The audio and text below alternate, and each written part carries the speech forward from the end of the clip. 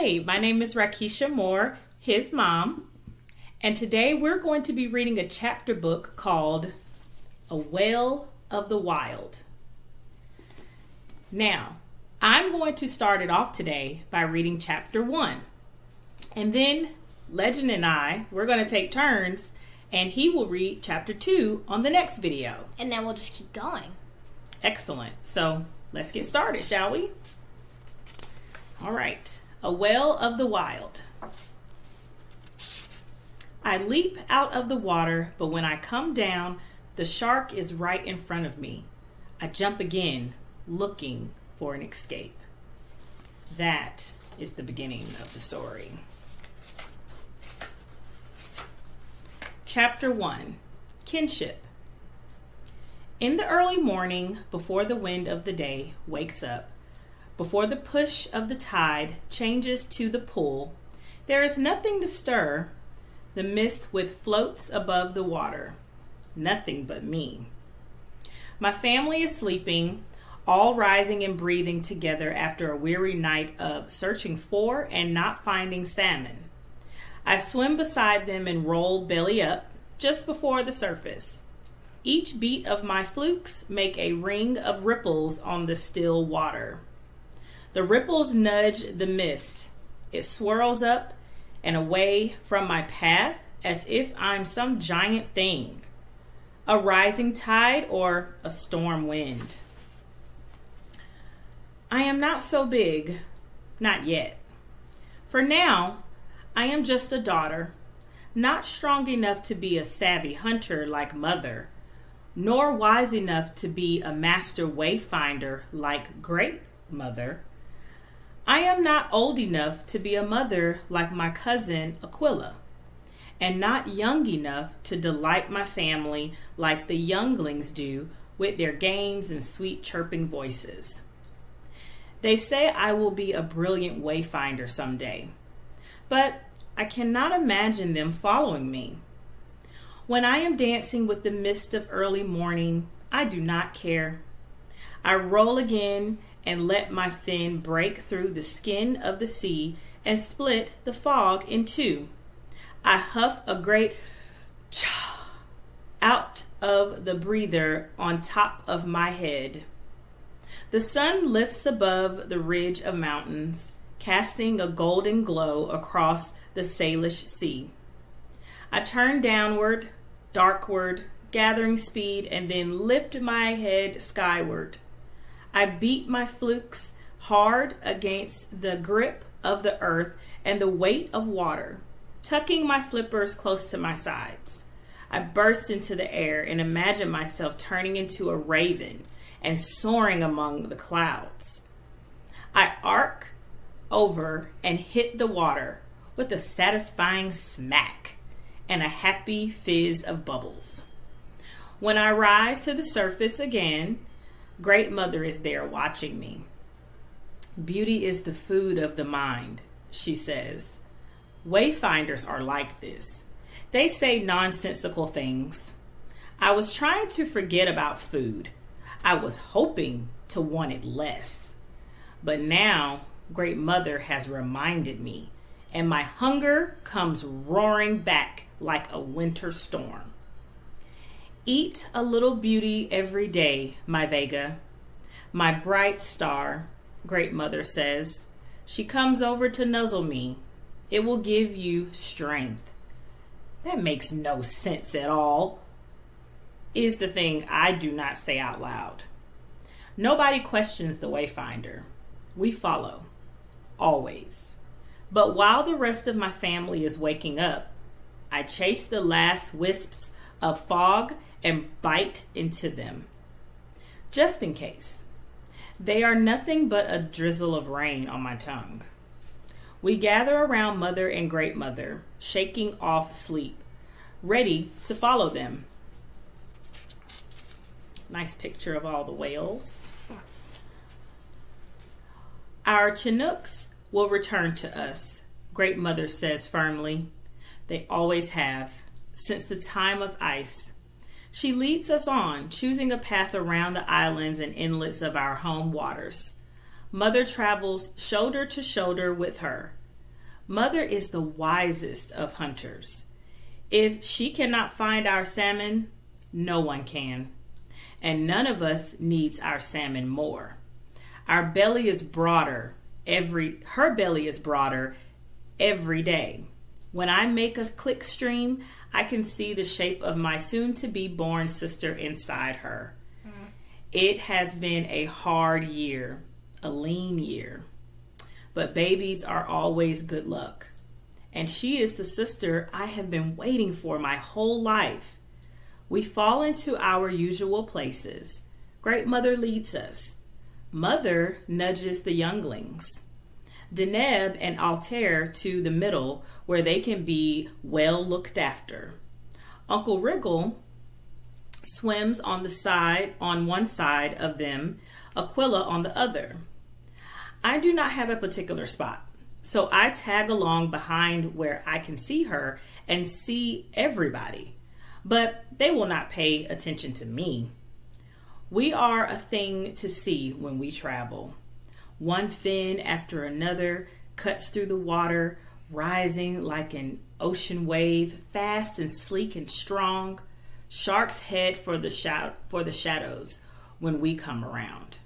Eels slide further into their caves. Gulls scatter. Seals watch us from their resting spots with wide brown eyes. All day long, Mother sends her clickstream into shallows and under stone arches. She circles underwater rock spires and forest-covered islands, looking for our salmon. We all search. The sea is full of fish, but none are big enough, meaty enough, rich enough. None are salmon. Pull changes over to push. The younglings are ready to eat anything that moves. Fish, fish, fish, Altair chants, while Deneb flushes out one of the spiky fellows hiding in the rocks. I have already learned my lesson, but I am not surprised a moment later to see the youngling boys spitting out the pointy bites and finding not much left to swallow. I cannot blame them. Another long day of hunting, another day of hunger. The sun is going down by the time we come to a less rocky spot with a smooth bottom. I spy a pair of eyes in the mud, blinking. I stop my bubble stream and draw in a mouthful of water. You can never tell how big a fish is from the size of the eyes. In my imagination, this one is big enough to feed us all. I squirt the water out of my mouth. It lifts the fish from the mud, and in one snap, I have him. I crunch down until I hear the middle bone crack. Every fish has a middle bone, and when you break it, they stop fighting. I shake off the mud and sand. It is small, barely a mouthful. I blow out a big sad bubble and rise for breath. Deneb spies my catch first, and Altair is right beside him. Share, share! These are the first words a baby learns. We alone among the creatures of the sea share our food. My clever Vega, Mother says, always noticing the little things. It takes a sharp eye to find a flat fish. We all know that the flat fish are flavorless, not quite as unsatisfying as eating clouds, but almost. Only a little one, I say. I offer her the first bite. She shares her half, so I do the same. The piece I'm left with is hardly worth swallowing. I wish I had given the whole thing to Mother. She needs every mouthful she can get. I look through Mother's belly to see the curled shape of my baby sister. She is growing just as she should, Mother says. I promise. It is not kind to look through someone, but I cannot stop checking on Capella. I rub my head ever so gently across the stretched skin of Mother's belly. A sister, a sister of my own, someone to love and look after, someone to swim at my side and share the work of a wayfinder. Great Mother takes us out of the shallow and silty inlet to a place where the island is steep-sided and rocky. The push is stronger here. We rest and let it carry us along. There is a cave at the waterline that I remember from the last time we came this way. I move closer, and just like last time, there is a mother seal and her baby asleep inside. Another seal is floating just outside the cave, crunching through the skin of one of the spiny fishes without a flinch. Maybe it would not be so bad to eat a prickly one. I am hungry enough to try. I duck under the water and send out my click stream. I wait for the echo of the click of my clicks to return, tilting my chin up to catch even the faintest sound. My clicks show me the cracks and crevices where fish like to hide, as if sunlight could reach there. I see a few of the prickly fellows and then a big flash of silver. A quick turn. Click stream again. Yes, oh yes. Smooth sides, all speckled gray, a hooked mouth, and fast. A salmon, a silver. I surge forward and it swerves toward the rocks, looking for a niche to narrow my teeth to follow. I keep after it, and it zigzags up the face of the cliff. It jumps into the air. I scrape my side on the rocks in pursuit. I can taste it already. I snap and miss. It jumps again. I gather my strength and leap. I cannot quite grab it from the air, but with a swing of my head, I knock it against the side of the cliff. It falls back into the water, stunned. I grab it, pushing my teeth deep into its meaty sides. Salmon, at last. For a moment, I just hold the salmon in my teeth and breathe out round bubbles of bliss. I caught it all by myself. A silver, not quite as mighty as our kings, our Chinooks, but food, real food. I feel that burst of oily goodness in my mouth. Ugh. Ugh to us humans, you know. It is mine, all mine. I could eat it in one bite. My family is ahead, turning into the next passage between islands. They would never know I did not share it. I take a nibble. It is as rich as I remember. I lift my head out of the water and watch my family swimming all together under the stars. One after another, they breathe out a spray of air, water, and salt. Tall breaths from Mother and Great Mother, medium size from Aquila, who is only 20 seasons older than me. Old Uncle Wriggle has the biggest breaths of all. The smallest spouts come from the younglings, my brother Deneb and Aquila's baby Altair. They are about to move around a bend where they will not be able to see me with even the strongest click stream or hear me if I call. My heart races. I have never been alone before. I could get away with eating my entire salmon and then catch up. I could. My stomach makes a happy gurgle at the thought, and then Uncle Wriggle's big fin turns, and I feel his click stream wash over me. Mother calls my name, and then Great Mother and Aquila too. They are all hungry. Every one of them, still, they are waiting for me.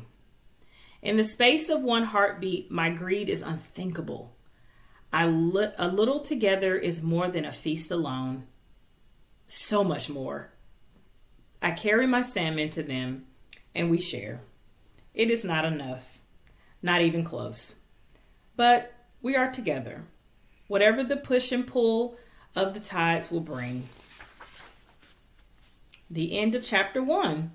So, Mr. Legend, let me ask you a few questions. You ready? Mm-hmm. Okay. So, can you name some of the main characters of the story? Capella. Okay, who's Capella? The baby inside of the mom. Okay, who else? Who's telling the story? Vega. Vega. Mm-hmm. And Mother is another one of them, the Wayfinder. Mm-hmm. Mm-hmm. And Deneb.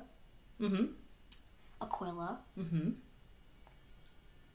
And I think that's all I can remember. The ultimate Wayfinder, who's like the true leader of the whole pack.